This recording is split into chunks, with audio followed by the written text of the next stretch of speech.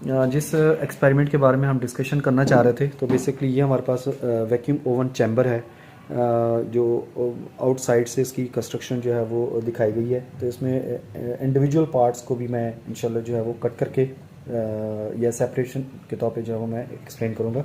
तो इनकी ये हमारे पास जो है वो फ्रंट पार्ट है, जो डिस्प्ले पार्ट हम कहते हैं इसको। इस डिस्प्ले पार्ट में मेजर जो चीज़ें आ रही हैं वो हमारे पास स्पार्क प्लग्स हैं, जो कि एज इलेक्ट्रोड्स के तौर पे काम कर रहे हैं। ठीक है, ये 2 इलेक्ट्रोड्स होंगे यहाँ पे, और इनका जो डायमीटर हमने यूज़ किया वो 4 mm का है, और इनकी जो आलमोस्ट लेंथ है वो हमारे पास है आलमोस्ट 6 to 7 इंच तक यूज़ किया है। 2 to 3 इंच हमने आउटसाइड द लिड यूज़ किया है, और बाकी जो इसकी लेंथ है वो इनसाइड द चैम्बर जो है वो हमारे पास यूज़ हुई। मैं इसका नेक्स्ट चैम्बर में भी आपको दिखाऊंगा कि एक्चुअली इसकी लेंथ जो है वो कहाँ तक जाती है, और सैंपल को क्या कोई डिस्टर्ब भी कर सकती है। तो ये है कि सैंपल की जो हमारे पास लाइन ऑफ लेंथ है वो इन स्पार्क प्लग से जो है वो नीचे होगा हमारे पास सैंपल। तो नेक्स्ट हमारे पास इसमें गेज का यूज़ किया गया है, जो कि ये गेज बेसिकली प्रेशर के लिए भी यूज़ की जा सकती है, और वैक्यूम के लिए भी हम इसको यूज़ किया करते हैं। ये इसका डिस्प्ले पार्ट होगा, और इस डिस्प्ले पार्ट में हमने मोस्टली जो है जब वैक्यूमिंग कर रहे होते हैं तो हम इसको ऑब्ज़र्व कर सकते हैं यहाँ पे, बजाय इसके कि हम इसको बार बार जो है चेंज करें। तो इसके इंटरनल पार्ट्स को मैं बाद में डिस्कस करूँगा।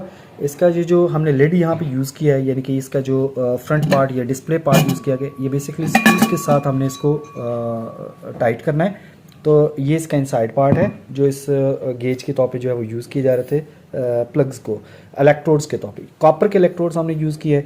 कॉपर इसलिए यूज़ किया कि बेसिकली ये मैक्सिमम टेम्परेचर को जो है वो बेयर कर सकता है। नेक्स्ट हमारे पास जो होगा इसका सेकंड साइड, हमारे पास जो है आउटर साइड, ये जस्ट ये साइड जो है इसको हैंडल यहाँ पे यूज़ किए गए हैं, और ये हैंडल जस्ट कंट्रोल करने के लिए हैं, जो हम यहाँ पे इसको अपलिफ्ट करना है डिवाइस को, बिकॉज इसकी जो हमारे पास वेट है वो ज़्यादा हैवी है, ऑलमोस्ट 30 to 35 kg इसका टोटल ऑपरेटर्स का वेट है।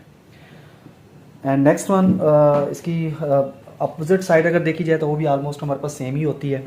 ठीक है, इसमें कोई चेंजिंग नहीं है, कोई लेफ़्ट और राइट साइड जिसको हम कॉल कर सकते हैं। अच्छा, इसमें एक इम्पॉर्टेंट चीज़ जो आपको नज़र आ रही होगी वो ये होगा कि हमने इसमें कोई पॉलिश या कोई कलर या कोई यूज़ नहीं किया, बिकॉज हम इसकी जो बेसिक थीम है जो हमारे पास मॉडल की, वो एज इट इज़ ओरिजिन दिखाया जा रहा है कि आपका जो स्टेनलेस स्टील इसमें यूज़ किया गया है वो बेसिकली अपनी एक्चुअल शेप में है हमारे पास।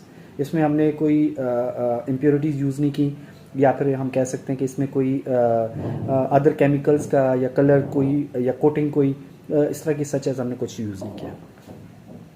इसका बैक पार्ट जो कि हमारे पास, इसमें मैं इनसाइड कंस्ट्रक्शन फिलहाल डिस्कस नहीं कर रहा, ये आउटसाइड के जस्ट ओनली हम साइड्स देख रहे हैं, उसके बाद में हम नेक्स्ट वीडियो में चेक करेंगे, देखेंगे इसको।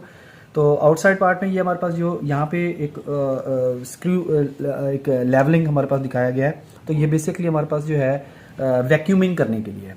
तो इसकी ये साइड जो होगी हमारे पास ब्लॉक है, और वैक्यूमिंग जो है वो इसी ऑपोजिट साइड पे होगी। इट मीन्स कि जब वैक्यूम हमने करना है तो इसको टोटली जो है वो हमने फ्री कर देना है। तो इट मीन्स कि इससे जो वॉल्स होंगे वो टोटली फ्री होंगे, जिससे हमारे पास वैक्यूमिंग जो है वो इसकी स्टार्ट की जा सकती है, या उसको चेक किया जा सकता है। जिसकी गेज जो है हमने ऑपोजिट डिस्प्ले साइड पे लगाई है, वहाँ पे हम इसको ऑब्जर्व कर सकते हैं।